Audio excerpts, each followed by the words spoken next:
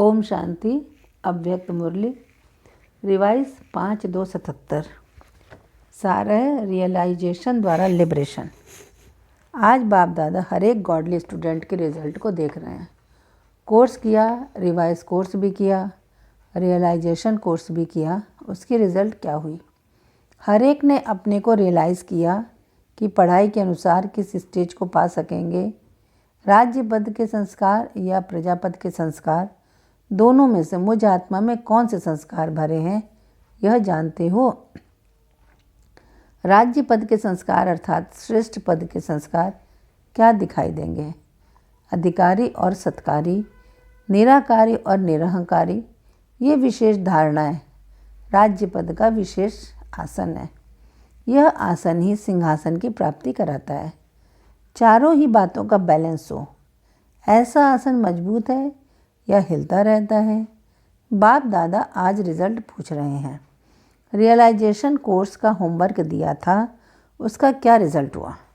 आप सब तो फाइनल पेपर के लिए तैयार थे, फिर अपने रिज़ल्ट क्या देखी? अपनी स्थिति का क्या अनुभव किया? बाप समान, बाप के साथ साथ जाने वाले बने हो। अगर समान नहीं तो साथ के बजाय वाया में रुकना पड़ेगा। वाया इसलिए करना पड़ेगा क्योंकि खाता क्लियर नहीं हुआ होगा। रिफाइन नहीं तो फाइन यानी दंड भरना पड़ेगा, इसलिए साथ नहीं चल सकेंगे। वायदा क्या किया है? साथ चलेंगे या रुक कर चलेंगे? बाप से पूछते हैं कि आप पुराने बच्चों से क्यों नहीं मिलते, तो बाप भी रिज़ल्ट पूछते हैं, रिफाइन बने हो? क्या अभी कोई कोर्स की आवश्यकता है? रियलाइजेशन के बाद और क्या रह जाता है? अंतिम रिजल्ट का स्वरूप है रियलाइजेशन के बाद लिबरेशन अर्थात सबसे मुक्त। आज बाप दादा बाप और बच्चों का अंतर देख रहे थे। बाप क्या कहते हैं और बच्चे क्या करते हैं। रिज़ल्ट क्या देखी होगी? मज़ेदार रिज़ल्ट होगी ना? बताएं या समझते हो? समझते हुए भी करते रहें तो क्या कहेंगे? मेजॉरिटी साधारण पुरुषार्थी हैं। मुख्य कारण क्या है? बाप कहते हैं प्रभु पसंद बनो, विश्व पसंद बनो, लेकिन करते क्या हैं? आराम पसंद बन जाते हैं। हो जाएगा, किसने किया है, सब ऐसे ही हैं, औरों से फिर भी हम ठीक हैं।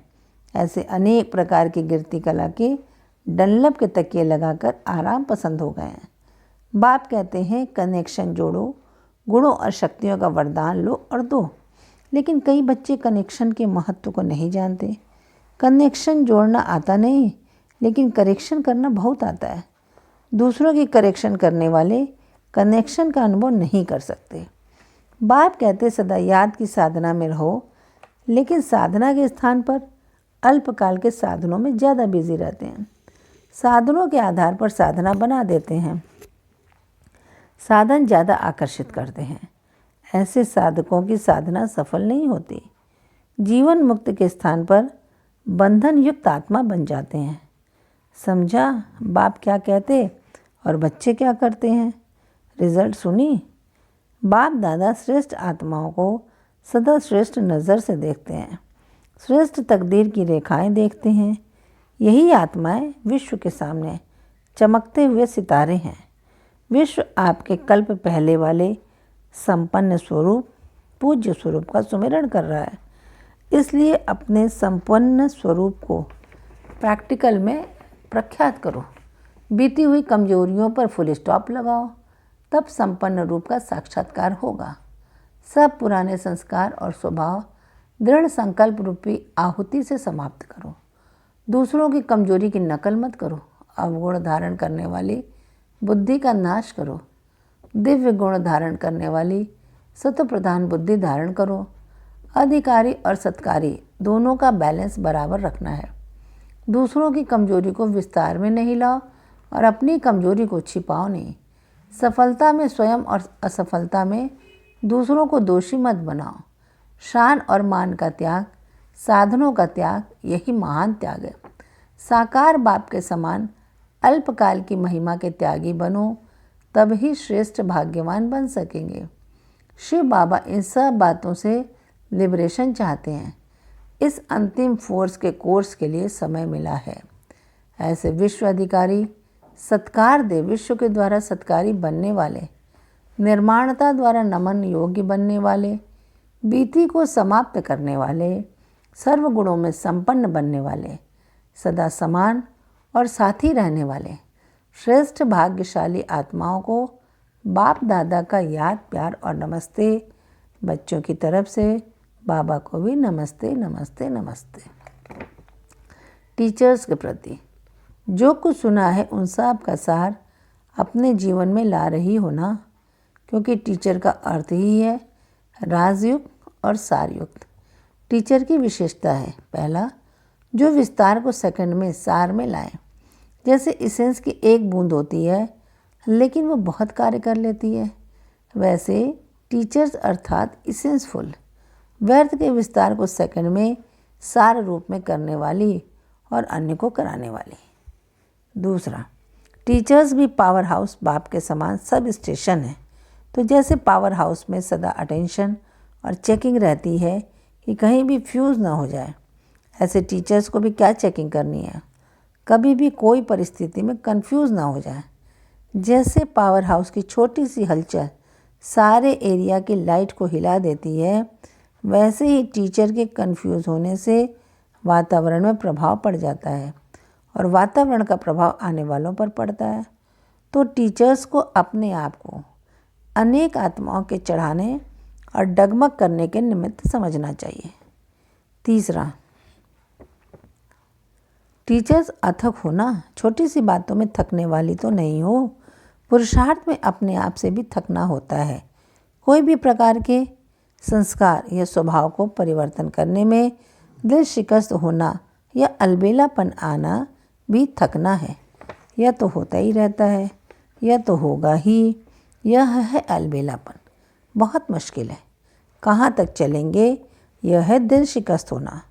तो पुरुषार्थ में अलबेलापन होना या दिल शिकस्त होना भी थकना है। चौथा, जिसमें परिस्थितियों को सामना करने की शक्ति है वे सदा उमंग उत्साह में रहेंगे, कंफ्यूज नहीं होंगे। पांचवा, टीचर्स हैं ही बाप के समान सेवाधारी। तो समान वाले होना, समानता की भी खुशी होती है। टीचर्स इस खुशी में रहती हैं कि बाप समान मास्टर शिक्षक हैं, बाप समान निमित्त बने हुए हैं, बाप समान अनेक आत्माओं के कल्याण की जिम्मेवारी भी है। तो बाप समान है, यह खुशी बहुत आगे बढ़ा सकती है। टीचर्स को देख बाप दादा भी खुश होते हैं। समान को कहते हैं फ्रेंडशिप ग्रुप, तो फ्रेंड्स का ग्रुप हो गया। छठा, टीचर्स को सदा नया प्लान बनाना चाहिए। प्लानिंग बुद्धि हो और सहज प्लानिंग बुद्धि बन भी सकती हो। कैसे? अमृत वेले प्लेन बुद्धि हो तो बाप दादा द्वारा प्लान टच होंगे, तो प्लानिंग बुद्धि बनते जाएंगे। साकार आधार लेती हो इसलिए प्लानिंग बुद्धि नहीं बनती, नहीं तो टीचर्स का संबंध फ्रेंडशिप होने के कारण समीप का है, तो बहुत सहयोग ले सकती हो। जब बाप देखते हैं हद के आधार बना रखे हैं तो बाप क्यों मदद करे। सातवां, टीचर्स की विशेषता क्या है? टीचर्स इन्वेंटर, क्रिएटर, प्लानिंग बुद्धि है, अनेक आत्माओं को उमंग उल्लास दिलाने वाली है। इन सब विशेषताओं को अभी मर्ज करो तो हद की बातें मर्ज हो जाएंगी, समझा। आठवां, टीचर की विशेषता है अनुभवी मूर्त। बोलने वाली मूर्त नहीं, अनुभवी मूर्त। बोलना भी अनुभव के आधार पर। इतनी सब विशेषताओं से संपन्न नज़र से बाप दादा देखते हैं तो कितने महान हो गए। महानता को मेहमान समझकर चलाना, महानता को अपनी प्रॉपर्टी नहीं समझ लेना। महानता को अपना समझ बाप का नहीं समझा तो नुकसान है। बाप द्वारा मिली हुई महानता है तो बाप को बीच में से नहीं भुलाना। अच्छा, पार्टियों के साथ पर्सनल मुलाकात। सर्व खजानों से संपन्न आत्मा की निशानी कौन सी होगी? जो खजानों से संपन्न होगा वो सदा अतीन्द्रिय सुख में मग्न रहेगा। उसे बाप और सेवा के सिवाय कुछ भी याद नहीं रहेगा। वह हद की प्रवृत्ति को संभालते हुए ईश्वरीय सेवा अर्थ अपने को ट्रस्टी समझ करके प्रवृत्ति का कार्य करेगा। उसका हर कर्म श्रीमत प्रमाण होगा। उसमें जरा भी मनमत या परमत मिक्स नहीं करेगा। श्रीमत में अगर जरा भी मनमत या परमत मिक्स है तो उसकी रिजल्ट क्या दिखाई देगी? अगर श्रीमत के अंदर मनमत या परमत मिक्स है तो जैसे शुद्ध चीज़ में कोई अशुद्ध चीज़ मिक्स हो जाती है तो कोई न कोई नुकसान हो जाता है, ऐसे यहाँ भी श्रीमत में मनमत या परमत मिक्स होती है तो सेवा से जो प्राप्ति होनी चाहिए वो नहीं होती। खुशी, सफलता, शक्ति का अनुभव भी नहीं होगा। श्रीमत की रिजल्ट है सफलता अर्थात सर्व प्राप्ति। ये अनुभव भी करते होंगे कि किसी किसी समय मेहनत बहुत करते हो लेकिन सफलता कम मिलती, अनुभव कम होता और कभी मेहनत कम, पुरुषार्थ कम होते भी प्राप्ति ज़्यादा होती है। इसका कारण यथार्थ और मिक्स। तो यह सूक्ष्म चेकिंग चाहिए क्योंकि मनमत बहुत सूक्ष्म है। माया मनमत को ईश्वरी मत में रॉयल रूप से मिक्स कर दी। आप समझेंगे ये ईश्वरी मत है लेकिन होगी मनमत। इसके लिए परखने और निर्णय करने की शक्ति चाहिए। अगर ये दोनों शक्तियाँ पावरफुल हैं तो धोखा नहीं खाएंगे। दूसरा, जिनमें रोने की आदत है वे बच्चे बाप से स्वतः ही विमुख हो जाते हैं। मन में दुख की लहर आना यह भी रोना हुआ। रोने वाले को बाप की प्राप्ति वाला नहीं कहा जाएगा। जब बाप से संबंध वंचित होता है तब दुख की लहर आती है। तो रोना अर्थात बाप से नाता तोड़ना, बाप से अपना मुख मोड़ लेना। जब कोई रोता है तो देखा होगा किसके आगे मुख नहीं करेगा, छिपाएगा जरूर। तो जैसे स्थूल रोने से स्वतः मुख छिपाया जाता है तो मन से रोने से भी बाप से विमुख स्वतः हो जाते, बाप की ओर पीठ हो जाती है। कभी भी दुख की लहर संकल्प में भी नहीं आना चाहिए। सुखदाता के बच्चे दुख की लहर हो यह शोभता नहीं। मूड ऑफ करना भी मुख से रोना है तो मूड ऑफ करते हो। कभी कोई सर्विस का चांस कम मिला तो मूड ऑफ नहीं होती। अथक और आलस से रहित अपने को समझते हो। आलस्य सिर्फ सोने का नहीं होता। अथक का अर्थ ये जिसमें आलस्य नहीं हो। तो सदा अथक हो रहना अर्थात सदा बाप के सम्मुख रहना तो सदा खुश रहेंगे। फास्ट स्पीड वाले किसी भी समस्या में रुकेंगे नहीं। समस्या रोकने की कोशिश करेगी लेकिन वो जंप देकर निकल जाएंगे। समस्याओं के सोच में समय नहीं गंवाएंगे। फास्ट स्पीड अर्थात जो बाप ने कहा वो किया। दूर से यह अनुभव होगा कि यह कोई अलौकिक व्यक्ति है। शक्ति और खुशी प्राप्त करने का आधार है श्रेष्ठ कर्म।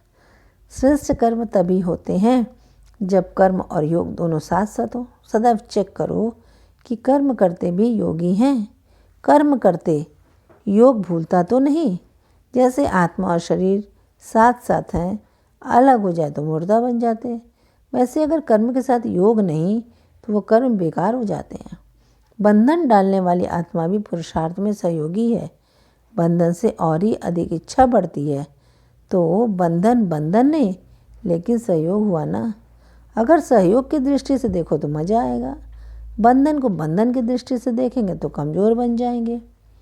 वरदान, ब्राह्मण जीवन की विशेषता को जानकर उसे कार्य में लगाने वाले सर्व विशेषता संपन्न भव। स्पष्टीकरण, ड्रामा के नियम प्रमाण संगम युग पर हर एक ब्राह्मण आत्मा को कोई न कोई विशेषता मिली हुई है। चाहे माला का लास्ट दाना हो उसमें भी कोई न कोई विशेषता है। तो ब्राह्मण जन्म के भाग्य की विशेषता को पहचानो और उसे कार्य में लगाओ। एक विशेषता कार्य में लगाई तो और भी विशेषताएं स्वतः आती जाएंगी। एक के आगे बिंदी लगते लगते सर्व विशेषताओं में संपन्न बन जाएंगे। स्लोगन, मन मना भव के मंत्र की सदा स्मृति रहे तो मन का भटकना बंद हो जाएगा। मन मना भव के मंत्र की सदा स्मृति रहे तो मन का भटकना बंद हो जाएगा। अच्छा, ओम शांति।